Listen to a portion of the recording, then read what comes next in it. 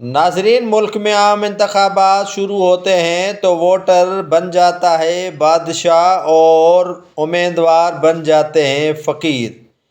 یہ خیرپور کا حلقہ NA-204 اور PS-30 ہے، جہاں پر پیپلز پارٹی کے NA پر امیدوار جاوید علی شاہ جیلانی اور PS کے امیدوار نعیم احمد خلل سے احتساب شروع کر رہے ہیں کمال فقیر لاشاری کے ووٹرز۔ نعیم خلل سمجھا رہا ہے جاوید شاہ کو، جس کا ذہن بیوروکریٹس ہوتا ہے، اور نعیم خلل جو سب کچھ سہ لیتا ہے، اس کے بعد کسی کے ہاتھ آتا ہی نہیں ہے۔ جاوید شاہ بھی اسی طرح بقول ووٹرز کے کہ ووٹ لینے کے بعد گیا تو واپس ہی نہیں آیا۔ یہ جالوں کا گوٹھ ہے کمال فقیر لاشاری، جو ہمیشہ پیپلز پارٹی کو جتواتا ہے، اور کیمرہ کے آگے جاوید علی شاہ جیلانی منع کر رہا ہے کہ میری ریکارڈنگ نہیں کرو، اور میں حال احوال دے رہا ہوں آپ کو، جس سے نعیم خلل روک رہا ہے کہ اسے سوال پوچھنے دیں۔ سوال ہی تو پوچھے گا، کون سا مسئلہ ان کا ہم حل کرنے پہنچے ہیں۔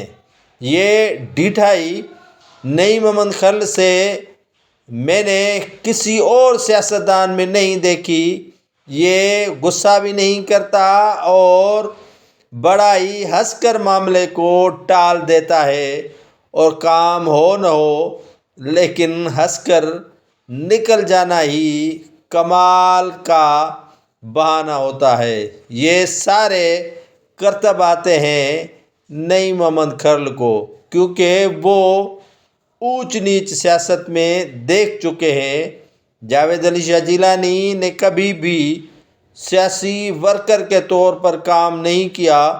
وہ ایک ریٹائر بیوروکریٹ ہیں، اور ان کو کارکنان سے کس طرح پیش آنا ہے یہ سمجھا رہے ہیں۔ نعیم خلل ہاتھ اٹھا رہا ہے تو نعیم خلل کہہ رہا ہے کہ ہاتھ کو نیچا کریں، ہمارے احتساب کا دور ہے، احتساب ہونے دیں، اور انشاءاللہ تعالی اس کے بعد جب جیت جائیں گے تو آپ کی اور میری ہوگی پھر مرضی۔